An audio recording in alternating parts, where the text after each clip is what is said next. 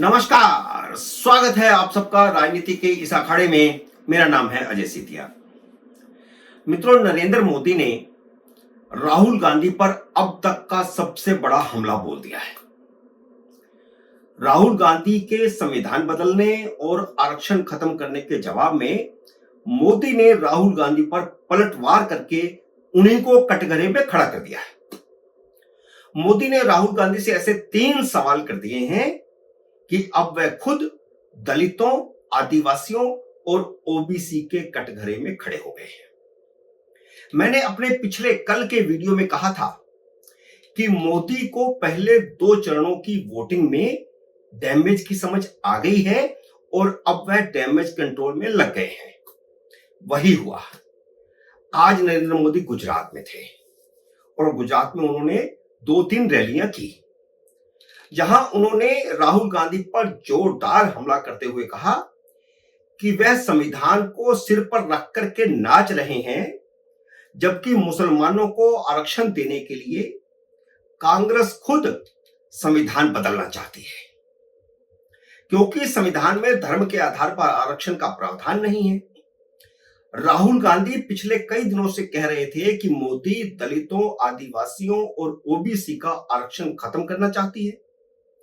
मोदी ने राहुल पर पलटवार करते हुए कहा कि असल में वह दलितों के और आदिवासियों के और ओबीसी का कोटा घटा करके आरक्षण का मुसलमानों को आरक्षण देना चाहते हैं। और कर्नाटक में और तेलंगाना में उन्होंने यह कर भी दिया है। जहां इन दोनों राज्यों में कांग्रेस की सरकार है, वहां उन्होंने सारी मुस्लिम जातियों को ओबीसी में शामिल कर दिया और सारा कोटा मुसलमानों ने हड़प लिया। मोदी ने उल्टे राहुल गांधी को कटघरे में खड़ा कर दिया है और उनसे कहा है कि वह देश को गारंटी दें कि वह दलितों, आदिवासियों और ओबीसी के आरक्षण का कोटा नहीं घटाएंगे।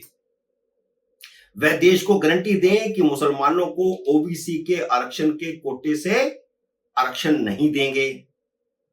और तीसरी जो उन्होंने गारंटी मांगी है राहुल गांधी से और कांग्रेस से, वह यह है कि वह कांग्रेस लिखित में गारंटी दे, क्योंकि उनकी बात पर अब देश को भरोसा नहीं है। वह लिखित में गारंटी दें कि वह मुसलमानों को आरक्षण देने के लिए संविधान संशोधन नहीं करेंगे, क्योंकि मौजूदा संविधान में, डॉक्टर अंबेडकर के संविधान में धर्म के आधार पर आरक्षण का प्रावधान नहीं है। और राहुल गांधी और कांग्रेस जाति आधारित जनगणना इसीलिए करवाना चाहती है और आर्थिक आधार पर सर्वेक्षण, जिसे वह पोस्टमार्टम कह रहे हैं, जिसे वह एक्सरे कह रहे हैं, वो इसीलिए करवाना चाहते हैं क्योंकि वह मुसलमानों को आरक्षण देना चाहते हैं और ओबीसी का, एससी का, एसटी का आरक्षण घटाना चाहते हैं या खत्म करना चाहते हैं। मोदी ने राहुल गांधी के गुण गाने वाले यूट्यूबरों और राहुल समर्थक लुटियन मीडिया की भी ऐसी तैसी करके रख दी, जब उन्होंने कहा कि मेरी इस चुनौती को ये सब लोग दबा कर रख देंगे, इसका प्रचार नहीं करेंगे, ये जनता को नहीं बताएंगे कि मोदी ने राहुल गांधी को और कांग्रेस को ये चुनौती दी है कि वह इन 3 गारंटियों को जनता के सामने रखे। और आपको पता है कि मोदी ने कांग्रेस, राहुल और उनके यूट्यूबरों को यह चुनौती कहां जाकर के दी? उन्होंने यह चुनौती गुजरात के आनंद में जाकर के दी है, जो सरदार पटेल की जन्मभूमि है। और उन्होंने कहा कि जो यह राहुल गांधी संविधान को सिर पर उठा करके घूम रहे हैं, नाच रहे हैं, वह बताएं कि जम्मू कश्मीर में भारत का संविधान और कानून क्यों नहीं चलता था। 60 साल के कांग्रेस के शासन के बावजूद संसद से पारित कोई भी कानून तब तक जम्मू कश्मीर में लागू क्यों नहीं होता था जब तक वहां की विधानसभा पास नहीं करती। और ऐसे बहुत सारे कानून थे जिन्हें वहां की विधानसभा ने पास नहीं किया, जैसे दलितों का आरक्षण। कांग्रेस की सरकार भी रही, वहां गुलाम नबी आजाद मुख्यमंत्री रहे, उससे पहले भी स्टार्टिंग में कांग्रेस की सरकारें रही, लेकिन भारत का संविधान जम्मू कश्मीर पर लागू नहीं किया गया, आरक्षण नहीं दिया गया। और अब ये दलितों को कह रहे हैं कि आपका आरक्षण मोदी खत्म कर देंगे। देश में एक संविधान का सरदार पटेल का एजेंडा गांधी परिवार ने नहीं, मोदी ने पूरा किया। यह मोदी अब देश को बता रहे हैं। संविधान का जो शोषा शुरू किया है राहुल गांधी ने, अब उनकी पोल खुलने का समय आ गया है।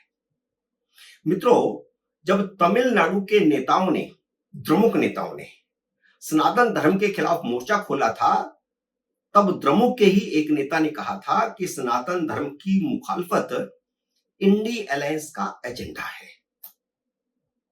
एक उद्धव ठाकरे को छोड़कर इंडिया अलायंस के किसी भी नेता ने द्रमुक के नेता के इस दावे का खंडन नहीं किया था। कांग्रेस ने बिल्कुल नहीं किया था। कांग्रेस के नेताओं ने यह जरूर कहा था कि सबका अपना अपना एजेंडा है। यह इंडिया अलायंस का एजेंडा है या नहीं है हमें नहीं पता है। इंडिया अलायंस के किसी घटक का एजेंडा होगा तो होगा, हम उनसे सहमत हों यह जरूरी नहीं है। कांग्रेस ने यह कहकर के पल्ला झाड़ लिया था कि यह द्रमुक की राय हो सकती है या द्रमुक के किसी नेता की राय हो सकती है, लेकिन स्टालिन ने खंडन नहीं किया। यानी द्रमुक की तो यह विचारधारा है ही है, लेकिन इंडिया अलायंस की विचारधारा भी बन गई थी। कांग्रेस ने तब झूठ बोला था। सच यह है कि इंडिया अलायंस की मुंबई की बैठक में बाकायदा यह चर्चा हुई थी कि अगर भाजपा के हिंदू वोट बैंक को तोड़ना है तो सनातन समर्थकों को तोड़ना होगा। दलितों, आदिवासियों और ओबीसी को सनातन से तोड़ना होगा, तभी वे भाजपा से टूटेंगे। यह डिस्कशन मुंबई की इंडिया अलायंस की बैठक में हुआ था। यानी हिंदुओं में विभाजन डालने के लिए आदिवासियों, दलितों और ओबीसी को हिंदुओं के खिलाफ, सनातन धर्म के खिलाफ भड़काना होगा। इसी मुंबई अधिवेशन में राहुल गांधी और लालू यादव ने इसीलिए जाति आधारित जनगणना को इंडिया अलायंस का एजेंडा बनाने का प्रस्ताव रखा था। ममता बनर्जी के विरोध के कारण प्रस्ताव पास नहीं हुआ था, लेकिन कुछ दिनों बाद दिल्ली में शरद पवार के घर पर बैठक हुई और उस बैठक में जाति आधारित जनगणना को इंडिया अलायंस का मुख्य एजेंडा बना लिया गया और उसके बाद से ममता बनर्जी किसी भी बैठक में नहीं आई। और इसे समझते हुए ही अब कांग्रेस के लोकसभा में नेता अधीर रंजन चौधरी ने कहा है कि ममता को और तृणमूल कांग्रेस को वोट मत दो, भले ही भारतीय जनता पार्टी को वोट दे दो। उन्होंने दलितों, आदिवासियों और ओबीसी को संविधान और आरक्षण का डर दिखाकर खूब भरमाया। पिछले कई दिनों से राहुल गांधी इस तरह का एजेंडा चला रहे थे, लेकिन इस एजेंडे से ममता सहमत नहीं थी। और राजस्थान में जब मोदी ने देखा कि पहले दौर की वोटिंग में और दूसरे दौर की वोटिंग में भी जाति आधारित वोटिंग हुई है, यह बात जब सामने आ गई तो नरेंद्र मोदी की आंख खुली और उन्हें पता लगा कि कांग्रेस की समाज तोड़ने की गहरी साजिश चल रही थी। भीतर ही भीतर दलितों को, आदिवासियों को भरमाया जा रहा था कि मोदी आएंगे तो आरक्षण खत्म कर देंगे। वैसे तो फर्स्ट फेज की वोटिंग के बाद ही 21 अप्रैल को ही मोदी हमलावर हो गए थे, दूसरे फेज की वोटिंग से पहले ही, जब उन्होंने राजस्थान में ही अपने भाषण में हमलावर रुख अपना लिया था। लेकिन जब दूसरे फेज की वोटिंग के बाद अमित शाह का फेक वीडियो सामने आया, तब मोदी को समझ में आया कि अब खुलकर खेलना होगा, साजिश बहुत गहरी है। क्योंकि उस वीडियो में यह भरमाया गया था कि भाजपा अगर सत्ता में आएगी, तीसरी बार सत्ता में आएगी, 400 पार का नारा उसका कामयाब होगा, इतनी सीटें ले लेगी तो वह ओबीसी, एसटी और एससी का आरक्षण खत्म कर देगी। यह फेक वीडियो चलाया गया। इससे पहले मोदी ने कभी हिंदू मुस्लिम नहीं किया था, लेकिन जब सनातन की जातियों में तोड़ने की साजिश सामने आ गई और पाकिस्तान के नेताओं के भी राहुल के पक्ष में बयान आने शुरू हो गए तो मोदी संविधान और आरक्षण के मुद्दे पर डिफेंसिव की बजाय ऑफेंसिव हो गए। और जैसा मैंने कल के वीडियो में कहा था, डैमेज कंट्रोल शुरू नहीं हो गया, बल्कि सामने वाले को अब डिफेंसिव कर दिया गया है। और पाकिस्तान के पूर्व मंत्री फवाद या फवाद जो भी कहिए चौधरी का एक बयान सामने आया है, जिसमें वह भारत के मुसलमानों से कह रहे हैं कि वे राहुल गांधी को प्रधानमंत्री बनाने का काम करें, मोदी को हराने का काम करें। तो इसका मतलब क्या है? भारत के मुसलमानों के तार पाकिस्तान से जुड़े हैं, भारत के मुसलमानों के तार पाकिस्तान से हिलते हैं। फवाद चौधरी ने राहुल गांधी का वीडियो अपने एक्स हैंडल से शेयर किया है और यह मणिशंकर अय्यर की कोशिशों का परिणाम है, जिन्होंने पाकिस्तान में जाकर मोदी को हटाने के लिए पाकिस्तान से मदद मांगी थी। मित्रों, भारत के चुनाव में पाकिस्तान का दखल कितना खतरनाक है, इसे समझने की जरूरत है।